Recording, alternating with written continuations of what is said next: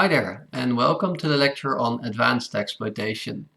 So far in application security, we've seen a bunch of traditional techniques that, even though they're still widely used, are a bit old. So in the advanced exploitation lecture, we want to consider more recent research into various defense and attack strategies, and also consider the succession between attacks and defenses, showing how the one responds to the other, and essentially each technique that we introduce is quickly broken again. So this lecture video will be the introduction of this new topic. Now, what have we done in application security so far? Well, first we've seen that there's still a big problem in terms of application security.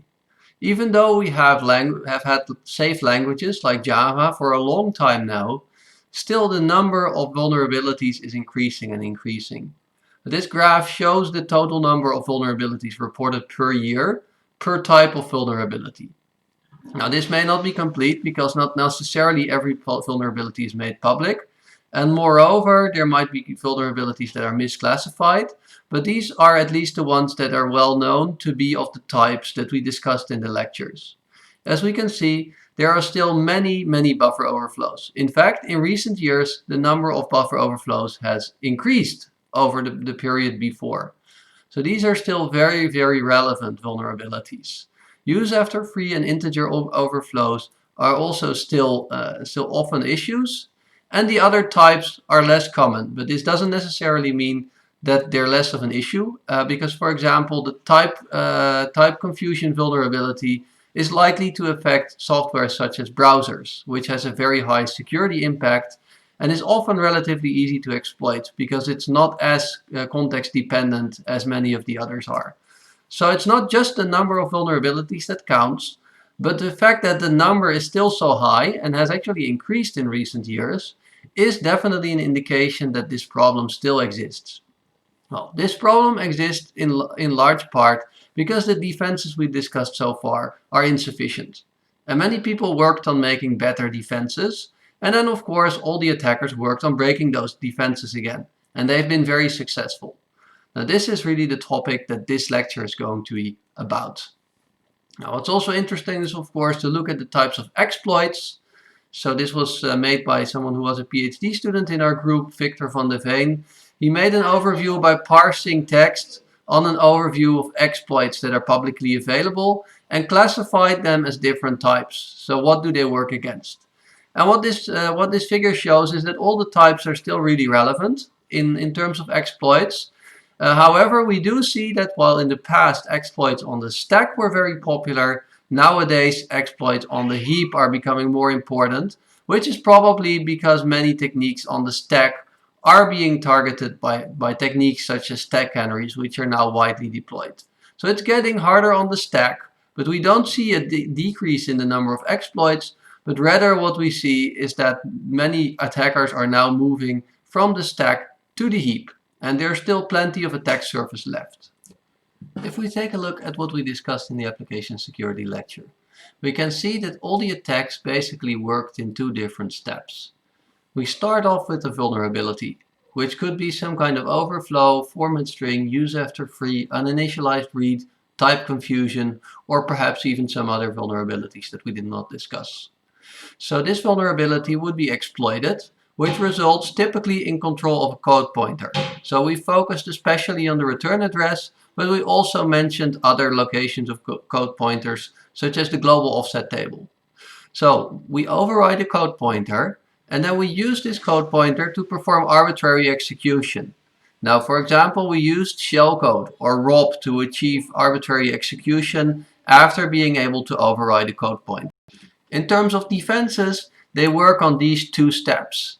The first step being the exploit, and the second step being executing arbitrary code.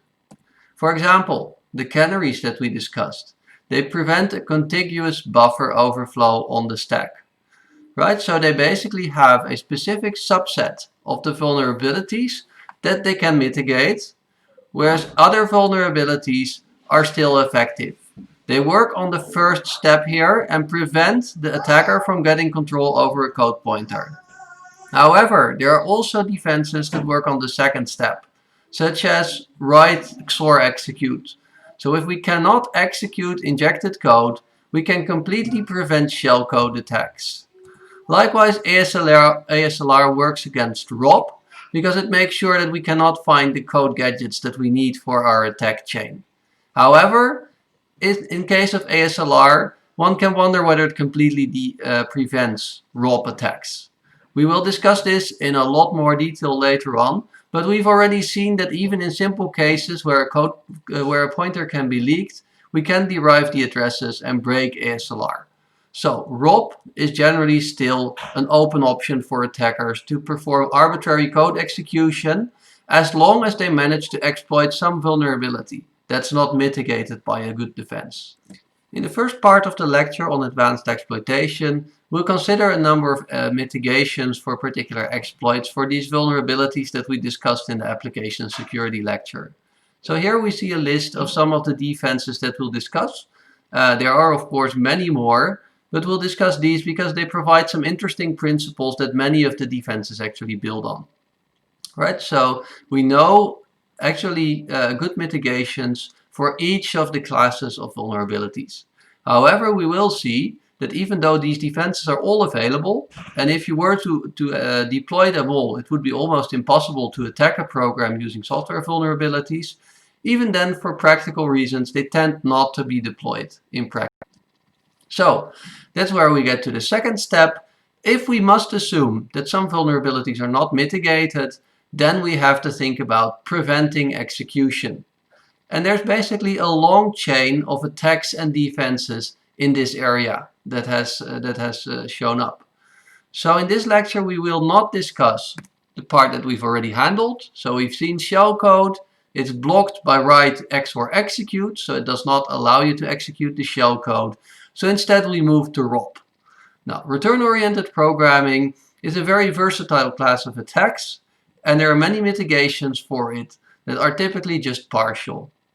Now, in this lecture, we basically consider two tracks, namely the mitigations based on improving ASLR, trying to prevent an attacker from figuring out where the code gadgets are.